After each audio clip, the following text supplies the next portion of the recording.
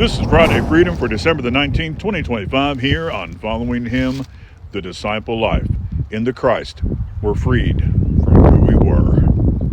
This being December, you have probably run across the many versions of A Christmas Carol that are out there. Personally, it's one of my favorite books. Really short read, actually, but great story. Along with it being in the public domain, its greatness means it gets retold a lot, and there's all sorts of different versions of it. What's so great about this story is so much of it actually borrows from biblical concepts. So much of it is about Christian concepts.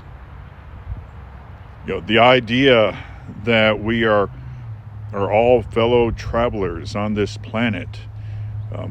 Jacob Marley's little speech there about mankind being his business. Of course, ultimately our business is that of the Christ, but still the way he's talking about it, it's actually a very Christ-like approach to mankind and helping mankind and caring for mankind, this sort of thing. And throughout this story, it is about change, and it's about giving up who you were. And you'll see it said different ways depending on what version of the story you see, or maybe hear, or whatever.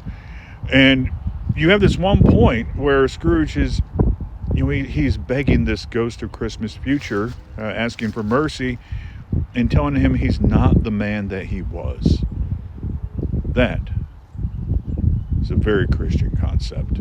Now, of course, in this book, it doesn't get into things about how to be saved and such. And I don't know all of Charles Dickens' theology, but I have a feeling I would probably disagree with him on some things in that regard. But this concept, no longer who we were, but becoming someone else, that is biblical. In Romans 6, verse 5, for if we have been united together in the likeness of his death. Now that's a reference to verses 3 and 4 when it talks about making a connection with the death, burial, and resurrection of Jesus at baptism. So that's what that's talking about there in verse 5. For if we have been united together in the likeness of his death, certainly we also shall be in the likeness of his resurrection, knowing this, that our old man was crucified with him, that the body of sin might be done away with, that we should no longer be slaves of sin, for he who has died has been freed from sin. In Christ, we're freed from who we were. We're freed from the spiritual consequences of our sin.